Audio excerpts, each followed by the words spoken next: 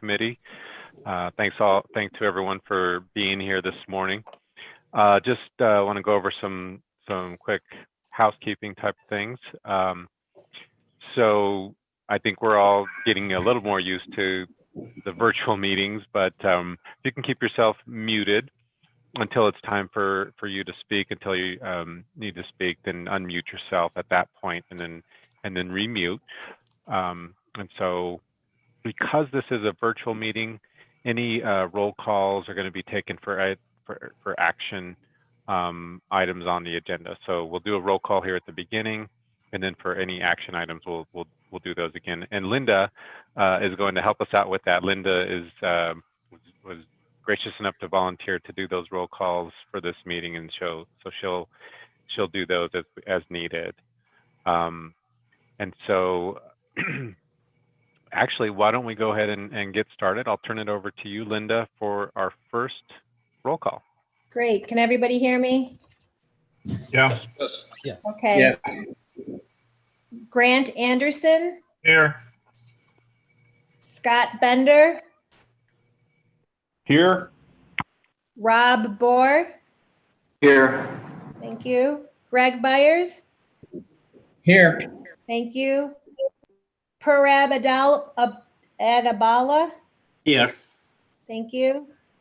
Jorge Gastelum. Here. Thank you. Wolf Grote.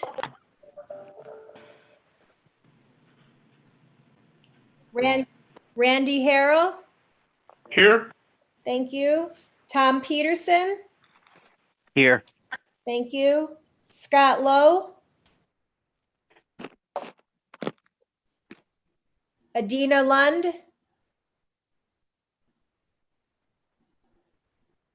Hal Marin. Jamie McCracken. Mark Melnichenko. Here. Thank you. Sumit Mohan. Paul Mood. Here. Thank you. Greg McDowell. Here. Thank you. Mario. Here. Thank you. Ryan Peters. Here. Thank you. Josh Plum. Christopher Salas. Woodrow Scouten. Here. Thank you. Shelley Seiler.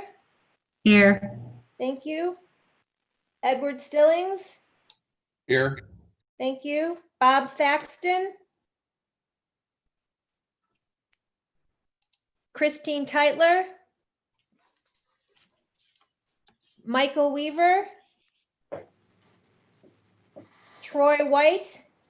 Here. Thank you. Steve Wilcox. Here. Thank you. Herschel Workman. RJ Zetter. Here.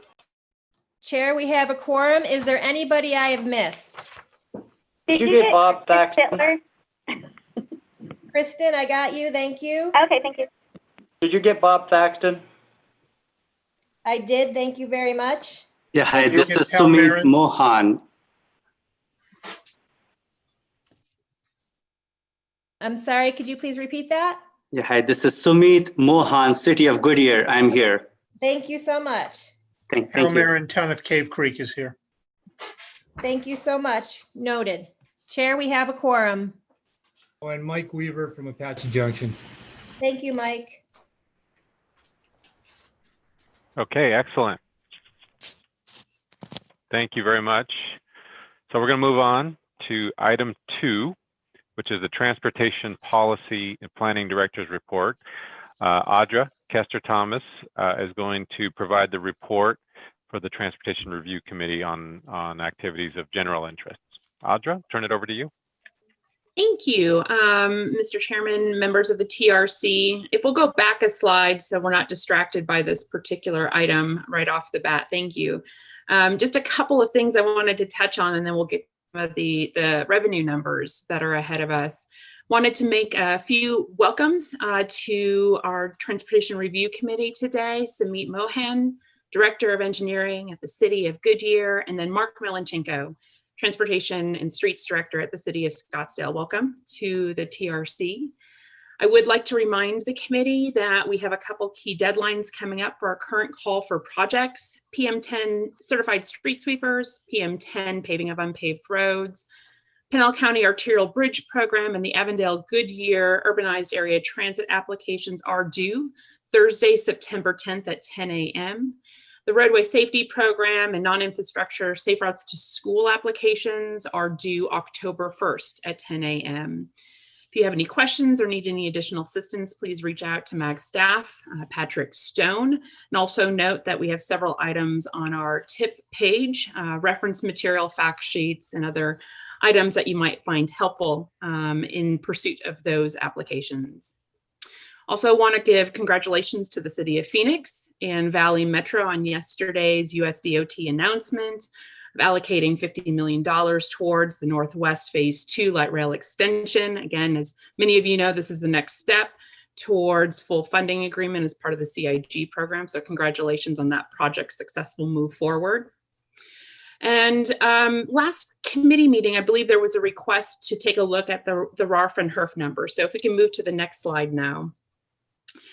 Here's a graph that shows year-to-date numbers for HERF revenues compared to this time last year. And what you'll see in gray, last year's numbers, January through July, compared to in purple, our RARF figures and revenue actuals coming in year-to-date. What you'll notice is through March, we were doing very well with HERF revenues outpacing 2019 figures. And as the pandemic's onset came in, April and May took a dramatic turn down. You'll see 15–25% in reduction of HERF revenues over last year. But what you'll see is an upward trend. Really now in July, actuals are just on pace with last year. Don't want to make any major assumptions here. Don't want to make any long-term trend predictions either. We'll go on to the RARF slide, next slide.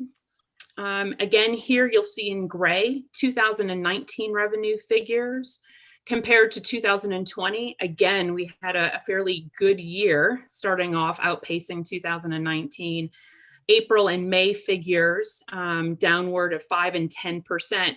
But surprisingly, in June and then ultimately in July, we're back up 11% in July 2020 over July 2019. Again, little surprised by these numbers. I would caution against making any long-range plans or assumptions based on this trend. We continue to track, obviously, and monitor this situation, and we'll continue to provide updates as we have them. One final note for the committee, I wanted to note a clerical error on Item 3C, ADOT's red letter process. The item reflects a summary of notices submitted from January 1st through June 30th of 2020, not July 1st through December 31st of 2019, which is included in the transmittal summary. Mr. Chairman, that completes my report. I'm happy to take any questions. Thank you, Audra. Do we have any questions from members of the committee?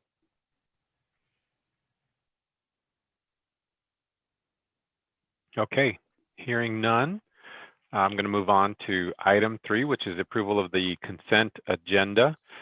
I'm going to go ahead and just go through the items, reading the title of the items, and then I'll entertain a motion unless someone wants to pull anything out or ask any questions before we do. So 3A is the approval of the May 28th, 2020 minutes.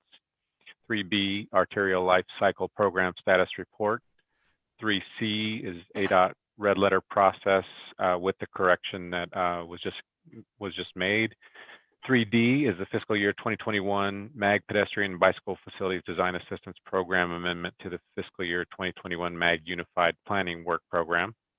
And 3E is the Transportation Improvement Program project changes. Are there any questions, or would anyone like more information on any of these consent items?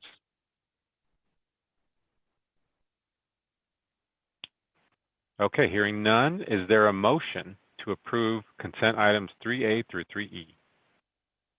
RJ Zeter and Mesa, so moved. Thank you, RJ. Got a motion, second? Second. Grant, Youngtown. Thank you, Grant. Okay, so Linda, can you take the roll call? Will do. Here we go again. Grant Anderson, Aye. Scott Bender, Aye. Rob Bohr, Aye. Greg Byers, Aye. Parab Adabala, Aye. Jorge Gastelum, Aye. Wolf Grote, Randy Harrell, Aye.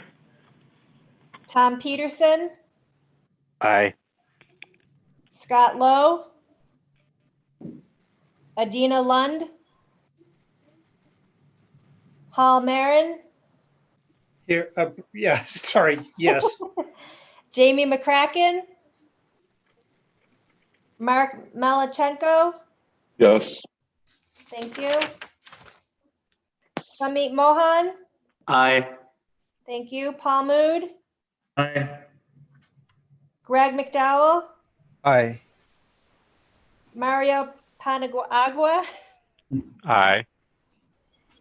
Ryan Peters, Aye. Josh Plum, Christopher Salas, Woodrow Scouten, Aye. Shelley Seiler, Aye. thank you. Ed Stillings, I'm a non-voting ex oh, officio. that's right, thank you. Bob Thaxton, Aye. thank you. Kristen Teitler, Aye. thank you. Michael Weaver, Aye. Troy White, Aye. Steve Wilcox, Aye. Herschel Workman, and RJ Zetter.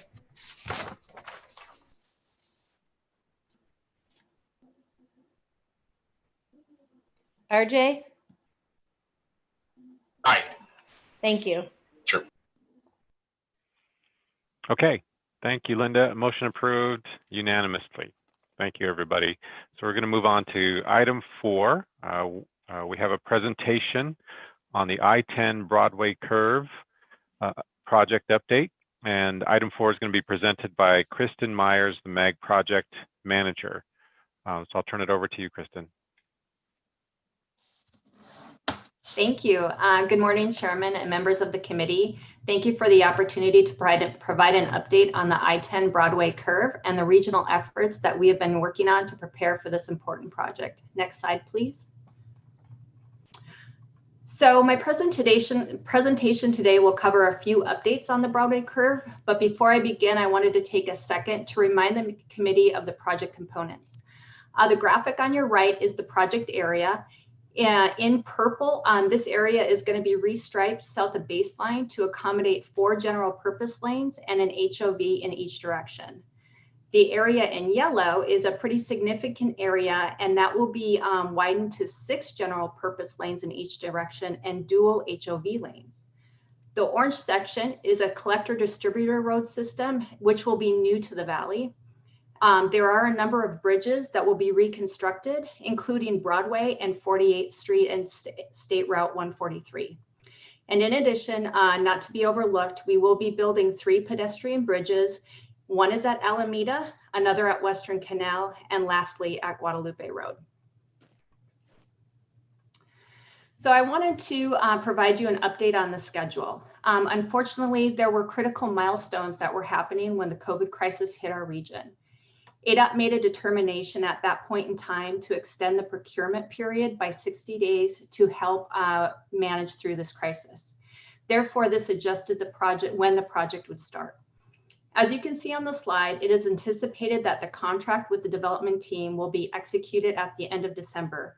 Right now, we are all working through the proposals to identify what that winning development team is. What this does then is it pushes design and mobilization starting, and we're hopeful in January of 2021. As you can see, we had anticipated that in November.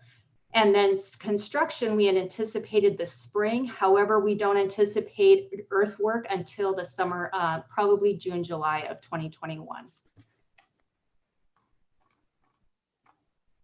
I also wanted to touch base on the current contract provisions. This keeps coming up and it is a key point in the contract. There are no closures during the weekday on the I-10 main line, and this also includes the HOV. However, there are closures allowed on the weeknights and also weekends. There are several provisions in the contract also that do not allow for any closures during special events and holidays. And those were worked through with the cities to accommodate spring training, things going on with the airport, Super Bowl, all of that good stuff that'll be happening during the time of construction. And one item to note is that for every 15 minutes that traffic control is out longer than the stated duration of the closure, it is a $200,000 fine per every 15 minutes. Oh, I apologize. Can you fast forward the slide? My bad. I am so sorry. I'm working off my desktop. Here we go. This is where we're at. So this is the closure scenario.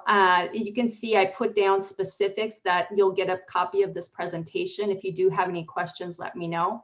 But I did want to point out, so as you can see with the nighttime closures, they need to have traffic control up by 4 a.m. And I just wanted to note that for every 15 minutes that traffic control is not up, it's a $200,000 fine to the contractor, and we feel that this will truly incentivize them to prepare accordingly. Next slide, please. So last year, MEG and ADOT held a cost risk assessment to evaluate what the highest risk would be to the project. And what we found with that, there is a little bit different than what we even saw in South Mountain, is that user experience in this project is occurring and it's very highly populated, which really rises agency credibility and user experience as some of our top risk. And especially that this project will be under construction during the potential 2022 vote on the extension of Proposition 400. So it's critical that we have a successful project. Next slide, please.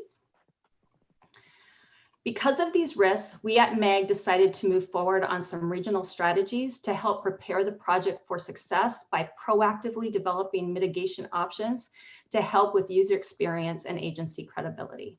Next slide, please. We kicked off a traffic operational analysis to take a detailed inventory to the signal systems surrounding the I-10 main line.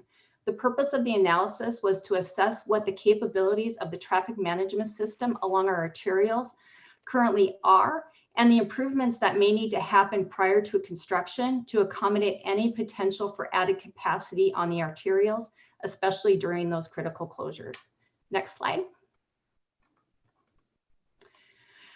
In addition, since the spring, we've been working with city staff, specifically Phoenix and Tempe, and I want to give a shout out to their staff. They've been fantastic to inventory the system. The maps that I have here on the slide show the locations that we have been evaluating. All those yellow dots, I don't know how well you can see them, but it's a pretty robust area that we've been looking at. Currently, the inventory is complete, and now we're working with the technical staff to really dive deep into our findings and make sure we didn't miss any critical items, like can the poles even add additional infrastructure, and how is the conduit, and do we need to kind of evaluate those deeper dives into that? We anticipate having the final report and list of priority upgrades to our partners in September, and this would include a discussion of funding for these upgrades. Next slide, please.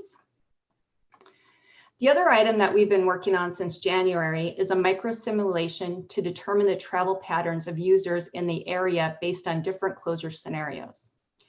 In any closures case, ADOT will always detour traffic to another freeway system like State Route 101 Price Freeway. However, we understand in the real world that there's a potential for travelers to find their own route. This micro simulation analyzed these spontaneous diversions during weekend closures. The results are complete, and now we are overlaying these findings with our operational analysis. Next slide, please. So I wanted to kind of just give you a quick snapshot of what the modeling looks like. This is a pretty detailed analysis, and there's video that goes along with it, but I just wanted to give you kind of a highlight. So as an example of a closure that will happen over weekends, the intersections or the ramps that are on your left that would be closed to minimize any traffic getting onto the main line because of that westbound closure.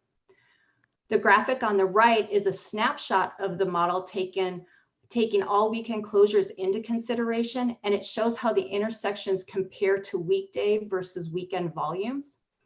These findings, again, as I stated before, are currently being overlaid with that inventory of the intersections. And we are looking at then how to prioritize those based on some of these stresses that we're seeing in that network, especially on the weekends. Next slide, please. Another item that is being considered as part of an overall mitigation strategy is the potential to add transportation demand and/or transit options to help alleviate congestion on the freeway mainline. Valley Metro prepared a model to see what type of transit options would yield a decent return on investment for this freeway project. The highest type of potential transit that has been identified so far are express routes, specifically those that have the highest commuter based into downtown Phoenix and then back from the PM peak. We also have found that leveraging the already successful commute solutions that Valley Metro has available is going to be one of our top priorities. Another item that we really identified after talking with individuals at the city of Mesa is how important a robust marketing and messaging is going to be for the traveling public, especially those that don't know their options, like the 535 that is on the 202, which would avoid the curve altogether. Valley Metro and MAKE staff have met with several cities one-on-one to provide them with these findings. Currently, Valley Metro will be updating the Transit Management Committee and the Valley Metro Board in September as informational items. However, I just wanted to note the ultimate decision on any mitigation strategy that requires additional funding will be through Regional Council and ADOT. Next slide. So to round out the items that are being produced for the mitigation strategies is a strategic communication plan that will live throughout the life of the project.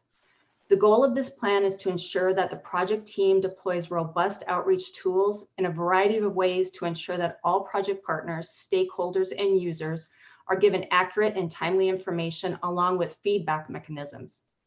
A workshop was held back in May and attended by up to 70 project partners, including City of Phoenix, Tempe, Chandler, Mesa, Sky Harbor Airport, Valley Metro, and others, so that ADOT and the project team could hear what their top concerns were for the project and how we can best help to proactively meet those needs from public relations, business interaction, tourism, and you name it, anything in between. Currently, we are working as a team on the plan development, and we'll move into pre-construction activities once the contractor is on board, and then moving into communications all throughout construction. So next slide, please.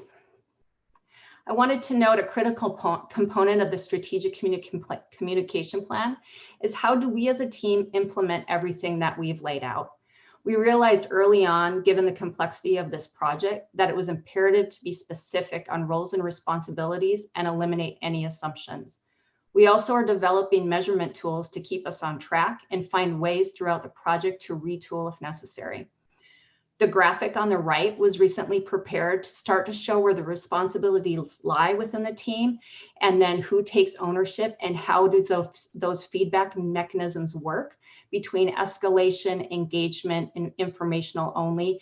And all of this will be part of that strategic communication plan that you will see coming up in September. So in summary, next slide, please. In summary, I just wanted to highlight a few things. Again, this is our first major freeway reconstruction project within the urban core. It's critical that we do this right because traffic volumes within the Broadway curve on average exceed 300,000 vehicles per day pre-COVID. This critical link in our network provides access to airport, major employment, and activity hubs. This project will be under construction during the tentative Proposition 400's vote extension. And then lastly, just to kind of give you a timeline of events, regional discussion is needed to evaluate the prioritized list of this holistic mitigation options that I talked about earlier. We anticipate that this will commence this fall. And in partly with that is going to be funding decisions that will need to be brought forward to ADOT and also the regional council. And then just lastly, I wanted to highlight, because the strategic communication is so important for this project, given the risk that we have, that we were going to be distributing it to the agencies in September once the internal project team finalizes the draft. Next slide. So I thank you for your time. I would be happy to answer any questions you may have. Excellent. Thank you, Kristen. So any questions from members of the committee? I have one. This Grant from Youngtown. Yes, Grant. Estimated cost? We don't have the cost at this point in time, and that's why it's going to be critical for us to really look at what the priorities are and what that return on investment is for this freeway project. And those discussions will commence this fall to really give our regional council and ADOT an understanding of those priorities and then how best to fund them. Thank you. You're welcome. Other questions?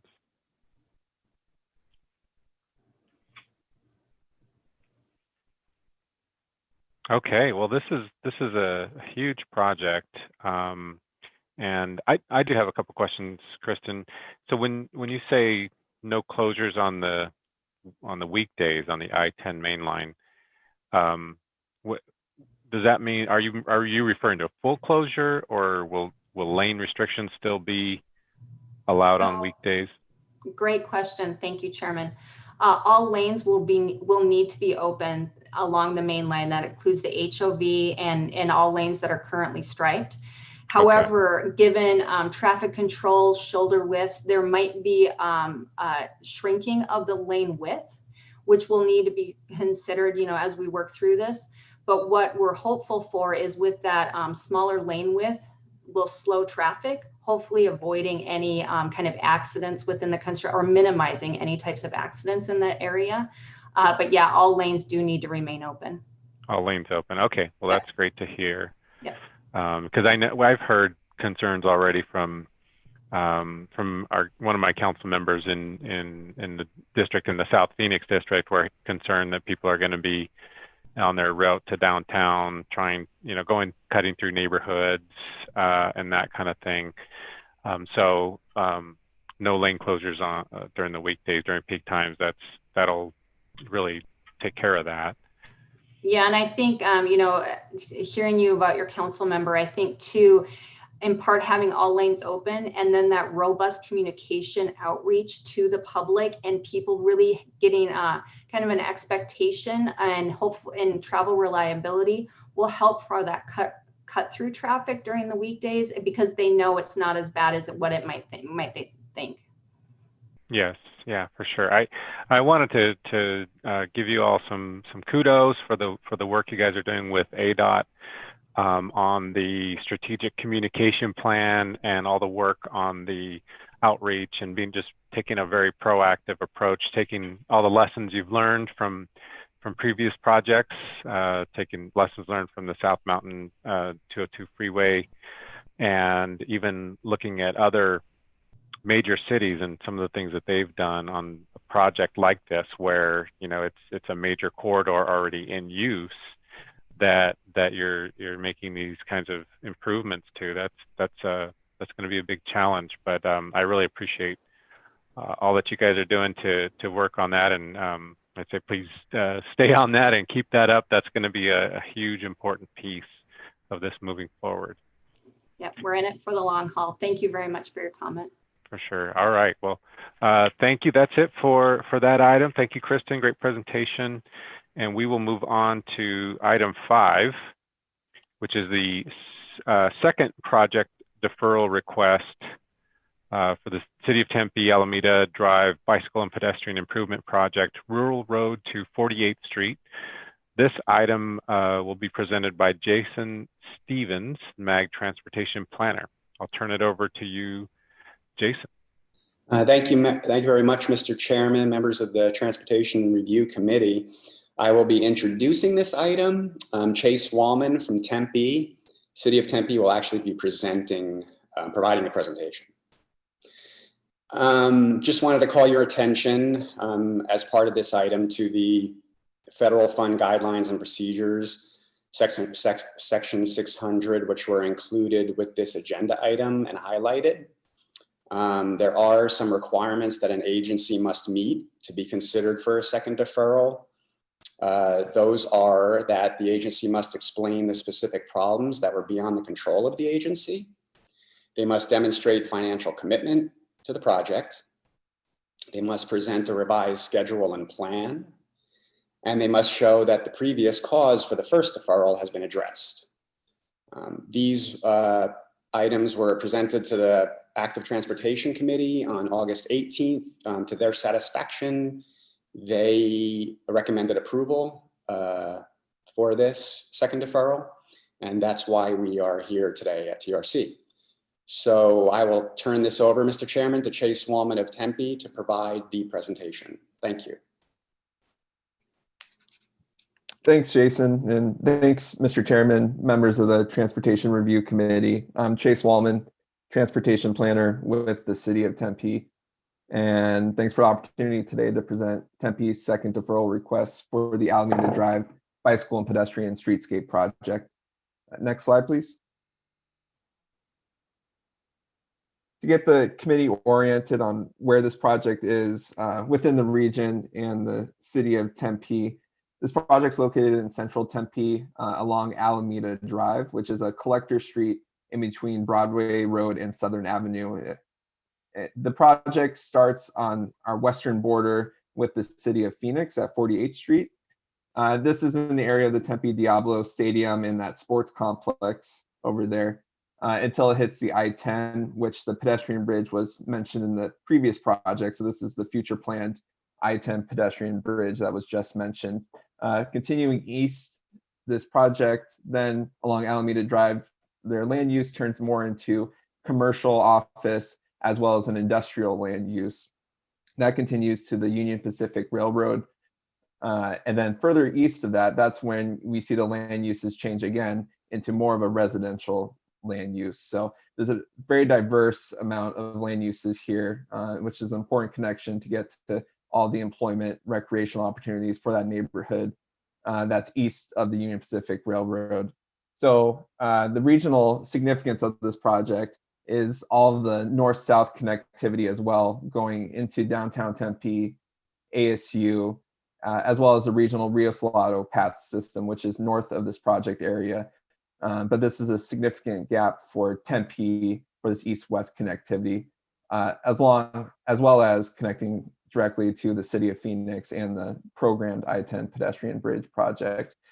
This map on the right is showing Tempe's bike boulevard system. So this is a system of lower traffic volume, lower speed streets that has bicycle infrastructure on it.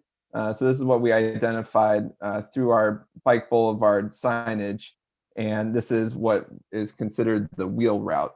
So you can see the gap there in the east-west connectivity connecting to those other lower stress networks that take you north to the Rio Salado path system and then south to some of the lower stress Western Canal, Kyrene Canal connections that are existing today. Next slide, please.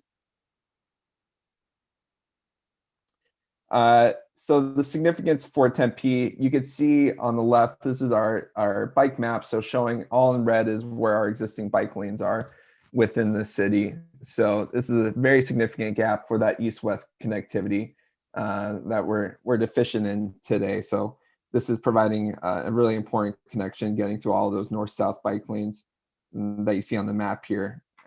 In addition, as was discussed in the previous presentation, we want to leverage the significant investment that ADOT is making in these improvements, connecting directly to their future programmed I-10 pedestrian bridge project. So this is a photo along Alameda Drive. This is looking west on the east side of the I-10. So this is looking at kind of the landing bridge area for that future pedestrian bridge.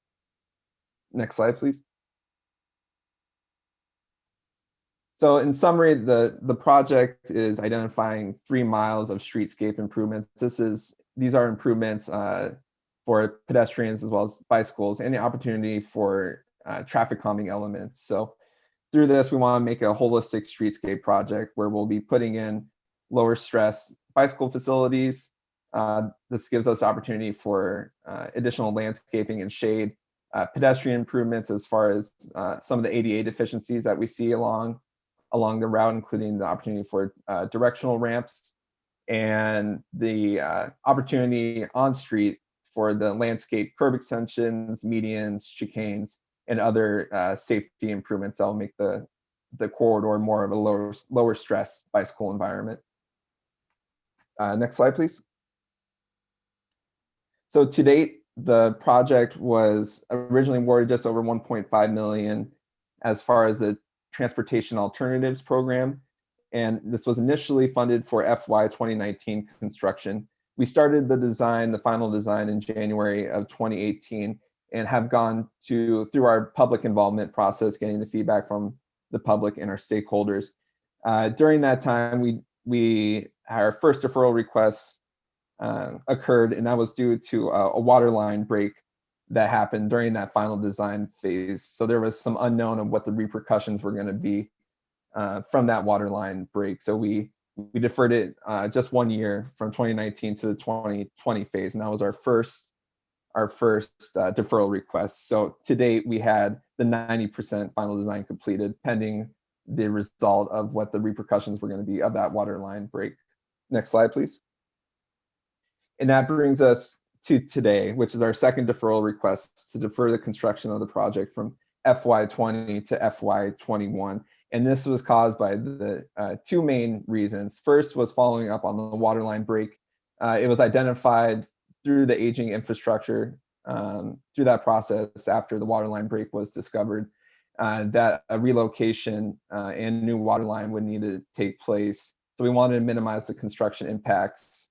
But because this water line break came as a surprise to the Water Utilities Group as well, we need additional time to go ahead and get that project programmed into our CIP, which has since been approved by our City Council. And then the second reason for this deferral request was the additional delays caused by scheduling the diagnostic from Union Pacific. So since then, we have finished that diagnostic and had the coordination with Union Pacific to address this pedestrian crossing. So we are now finishing up the design of that, and both the CIP for the water line relocation as well as this design for Union Pacific has taken place and been completed. So we are just asking for the second deferral for 1 more year from FY 20 to FY 21. Next slide, please. So the city remains committed to this project. The additional funding was allocated and approved by our council for the CIP for our water utilities group. So that was additional commitment by the city. We continue to reappropriate the local match necessary for the construction funding. We continue to reappropriate that. So that was again approved by our CIP, by our council in our CIP. In addition, talking again about the I-10 pedestrian bridge, the city allocated additional $200,000 for coordination of our implementation of public art on that I-10 pedestrian bridge. So that was additional funding that's been programmed and reappropriated for the public art on that I-10 pedestrian bridge. And as always, project management staff will be assigned through the completion of the project. Next slide, please. So as far as next steps, we anticipate finishing this design phase in the spring of 2021. And following that schedule, we would be able to start construction or anticipate starting construction in the early summer of 2021. And with that, I thank you again for the opportunity to present Tempe's second deferral request, and we'll now take any questions that you may have. Okay, thank you, Chase. All right, do we have any questions from members of the committee?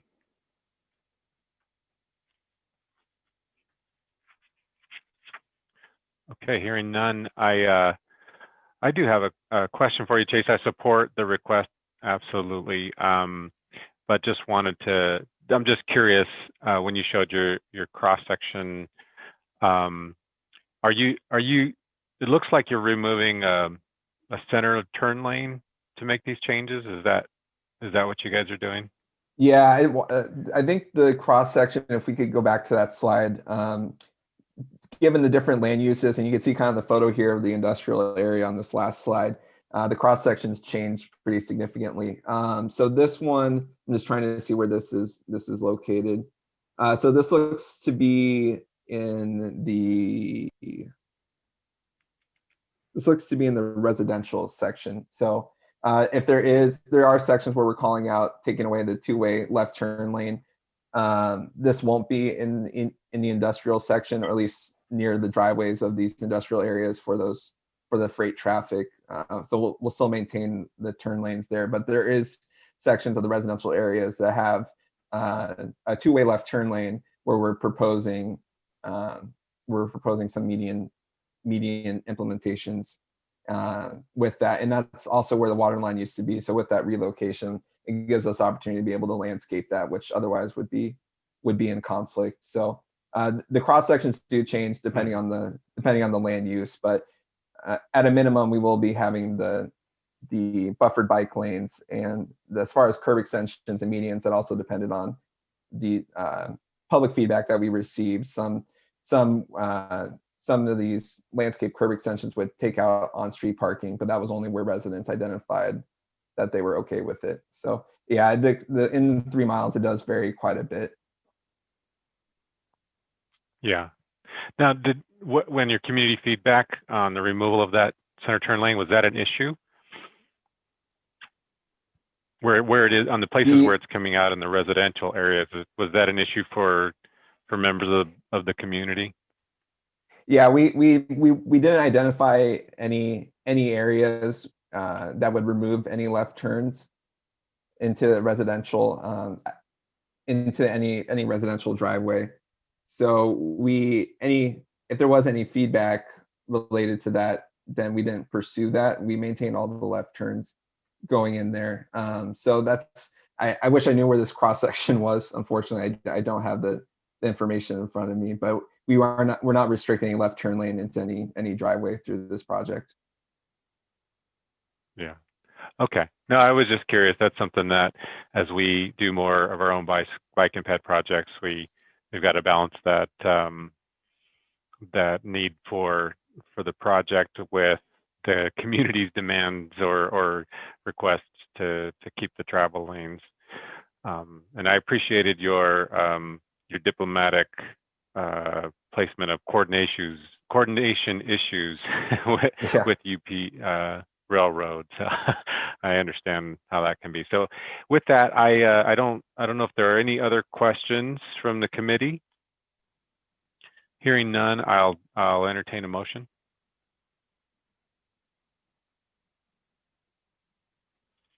This is Woody Scout, and I move to approve this item. Thank you, Woody. I have a motion? Do I have a second? This is Mark Melnichenko from Scottsdale. I second. Thank you, Mark. So we've got a motion and a second. All right, Linda, your time to step in. All right, here we go. Grant Anderson, Aye. Scott Bender, Aye. Rob Bohr, Aye. Greg Byers, Aye. Purab Adabala, Aye.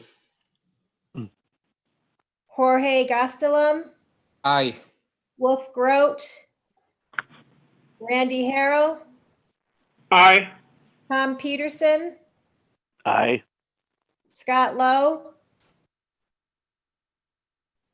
Adina Lund, Hal Marin, Aye.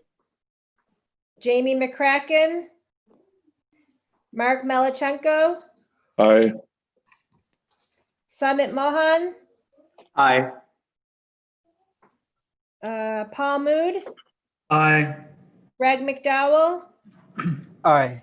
Mario Panagua, Aye. Jason Crampton, Aye. Josh Plum,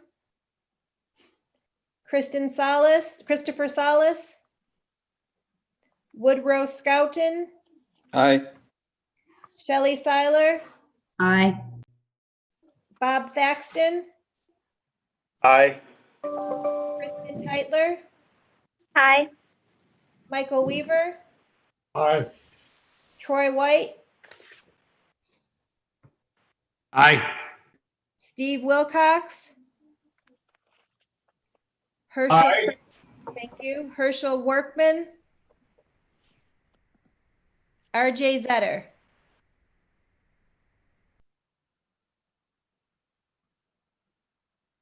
RJ? Okay, motion passes unanimously. Thank you, Linda. That takes us to item 6, which is an update on the development of the new regional transportation plan.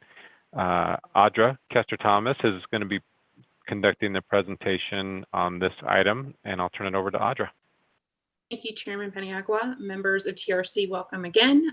Pleased to give you an update on some of our summer activities associated with the development of the next regional transportation plan. Next slide.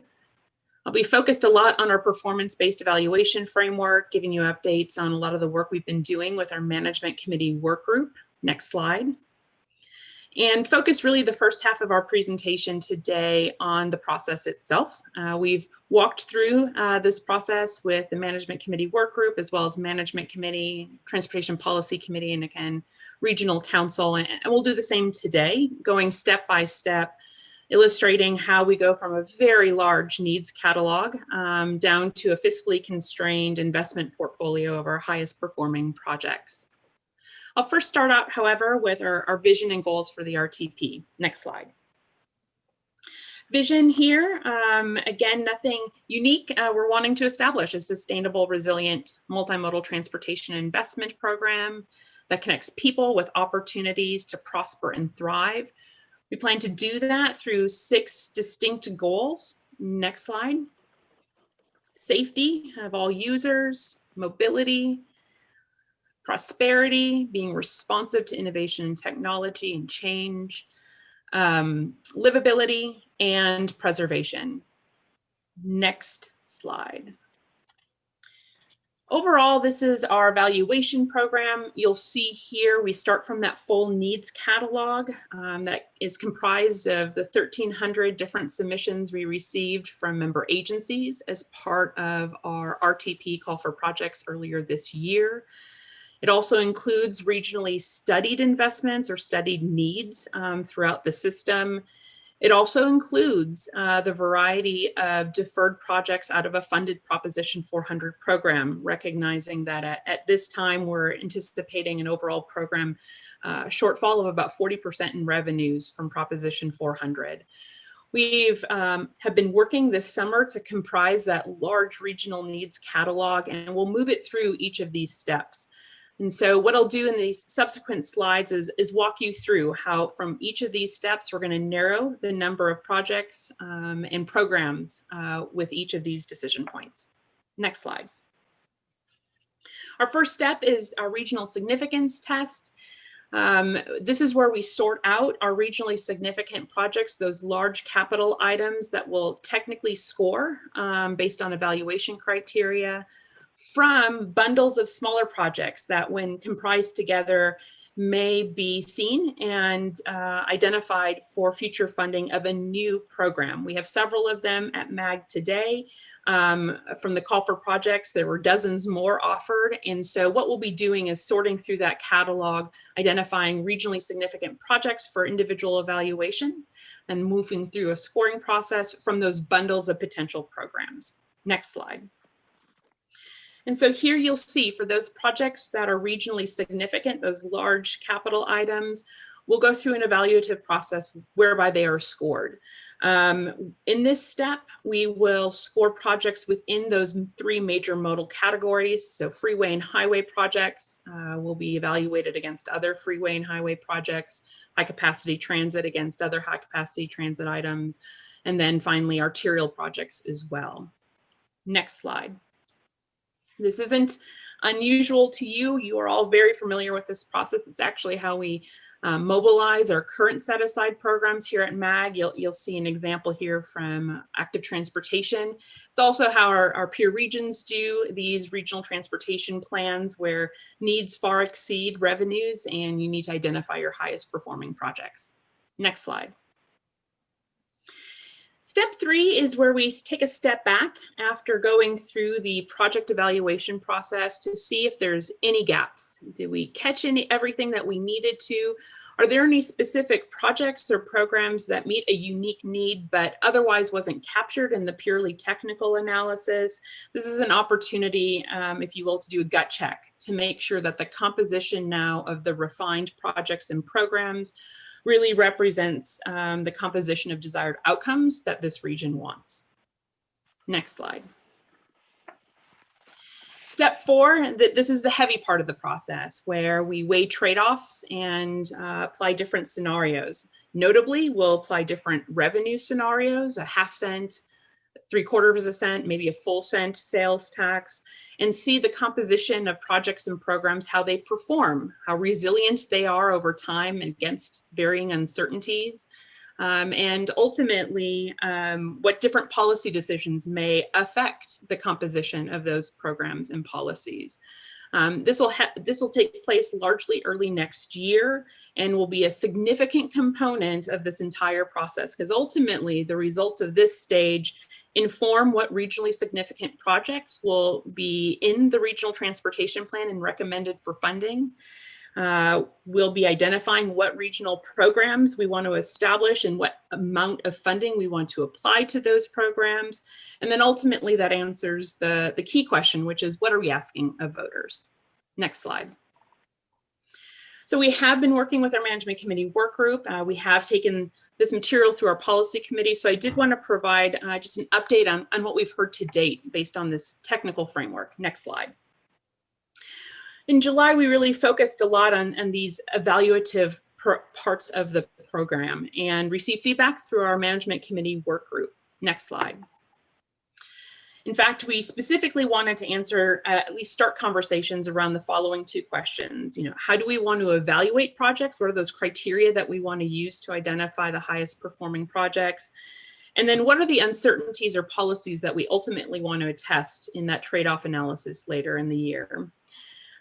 We did this work through a couple of our management committee work group meetings, as well as some homework assignments. I'm sure many of you were involved in populating some of that information. And so these following slides, I'll give you some feedback on what we've heard already. Next slide. Key takeaways. I think we heard that the mobility, safety, and prosperity goals for many seem to rise to the top and rank for higher importance. We certainly see this in the specific modal categories and when you evaluate different projects, whether they're freeway or high capacity transit, this level of importance here. But overall, no major gaps in our evaluation framework. And I would say more so than anything, emphasis on particular outcomes or measures to ensure that we're identifying just the right kinds of projects. Next slide. Specifically looking at the framework for evaluating highway and freeway projects.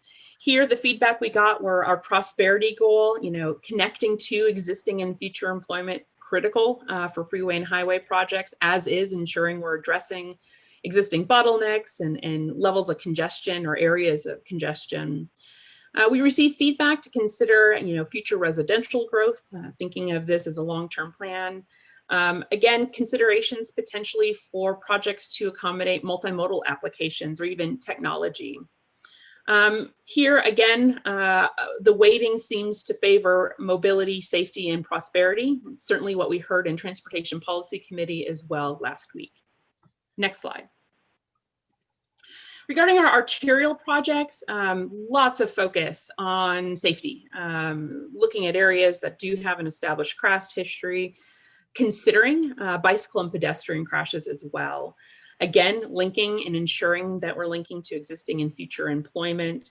Again, for other considerations, potential application for complete streets, underscoring that active transportation theme that we've heard a lot about this year. as well as, again, considering future residential growth. I would say here, again, you see safety, mobility, and prosperity seeming to be heavier weighted goals, but when it comes to arterials, some of the feedback we have received acknowledges that for arterials, we now need to consider maintenance and preservation needs within the grid network, not just expanding the grid network. I'll note, I think this is yet another illustration of the unique circumstances this region is in now, different perhaps from Proposition 400 and certainly Proposition 300 days. The development pattern is different throughout our region, and there is in fact a diverse suite of needs depending on where you're at. Next slide. Finally, high capacity transit, we heard loud and clear here that mobility, top priority. And as you know, those of you who dabble in the transit world, finding the areas and the projects that have the highest ridership potential is quintessential to identifying key and important high capacity transit projects. We continue to work with Valley Metro on this effort. Next slide. We did receive other feedback outside of our project evaluation. I want to make sure to share it. We do have a livability goal, and I would say the feedback we received had strong support for this application in our program identification, notably a continuation of an investment in active transportation and our air quality programs.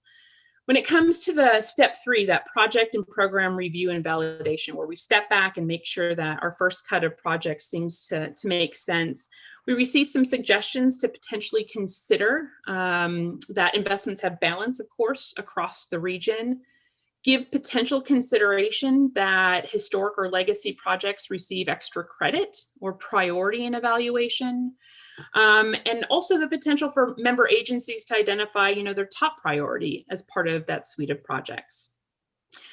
When it comes to scenario planning, again, a couple additional pieces of feedback here that we received, suggestion that we should consider whether candidate high capacity transit projects are in committed local plans and have locally committed funding associated with them. And then also the opportunity to consider alternative funding options, perhaps that would enable project to delivery, whether it's through a public-private partnership or other funding source. Next slide.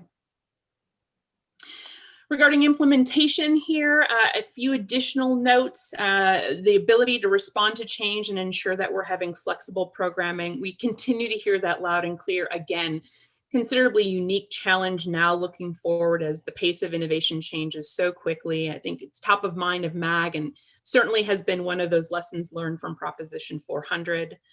We did receive a couple notes, if you will, about the project development stages. So many years from now, when these projects really hit the ground, to consider the impacts of major construction activity on supportive infrastructure like arterial and collector streets.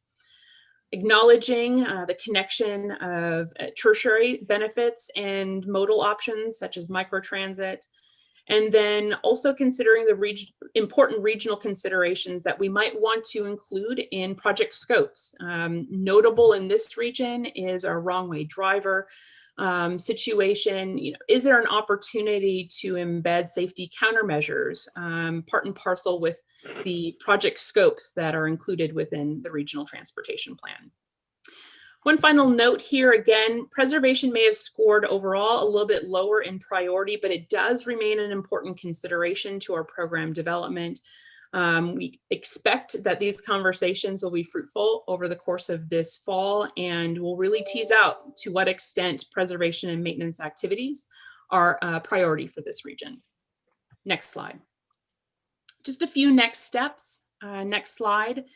I'm happy to announce that we've launched our website and social media, associated social media. I appreciate your member agencies' support in continuing to communicate and build our following.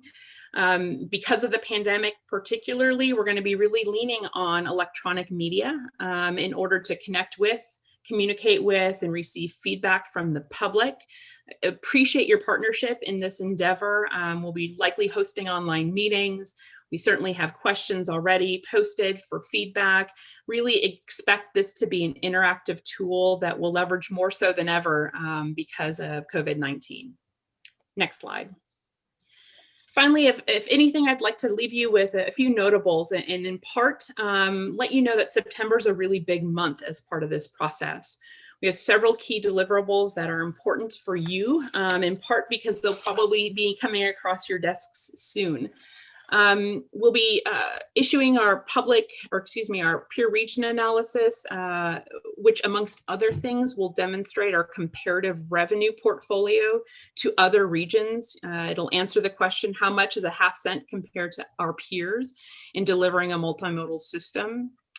We'll also be delivering the needs catalog, where we will have applied our draft analysis of that step 1 of regional significance, sorting out the high capacity projects that we anticipate and recommend for scoring from the smaller bundles of projects that, when combined, may deem as a regional program for future consideration. We'll be really looking for member agencies' feedback at this stage. We have several programs for consideration that are above and beyond what Proposition 400 has envisioned. And so identifying the highest priorities, that decision point will be very valuable as part of this process. Finally, just a note, we have been asked by the Management Committee to document some of the policy questions that will inform the Regional Transportation Plan and, of course, the extension effort.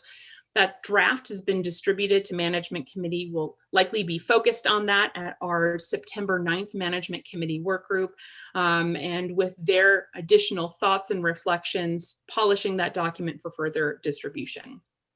Then in late September, initiating what we think are probably some of the biggest conversations associated with the next Regional Transportation Plan, and that's what's the region's role in a transit future, and in particular, what is the regional vision for transit? We'll initiate those conversations at the end of September, certainly not answer a lot of questions yet, but we feel it's important to start these dialogues, in part to better understand what is our proposed approach to regional bus service in this region, what's the region's role in funding, and what's local communities' role in funding transit, just to name a few. So with that, Chairman Pentiagua, that completes my presentation. I'm happy to answer any questions. Great, thank you, Audra. Are there any questions from members of the committee?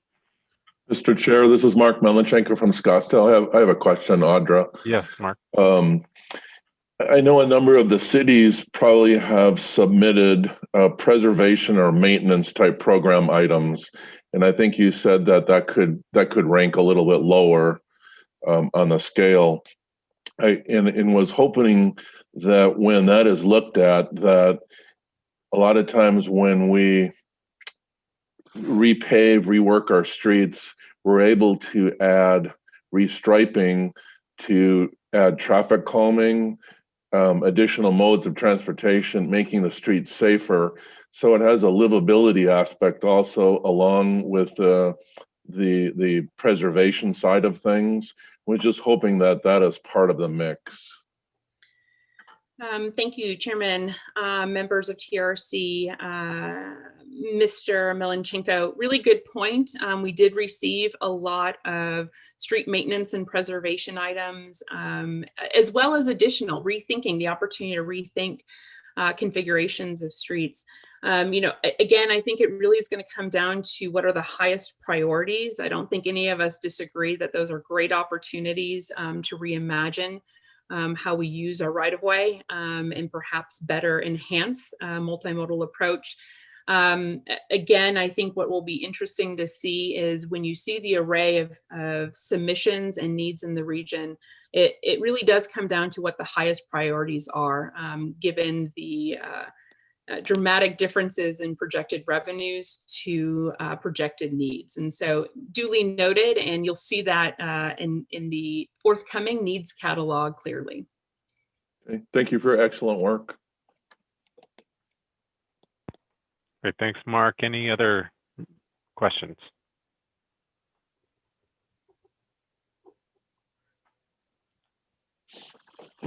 Okay, all right. Hearing no further questions on this item, just want to thank you, Audra, for the great presentation and all the work that you and others in MAG have been doing on this. Great job. Takes us to item 7, which is a member agency update. Are there any announcements by members of the committee?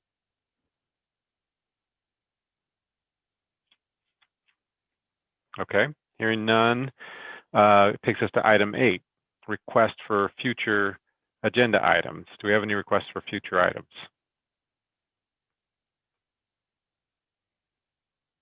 Very good. All right.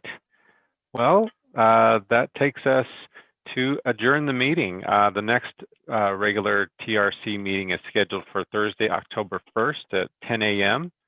And so with there being no further business on the agenda today, we are adjourned. Thank you, everybody. Really appreciate everyone's time.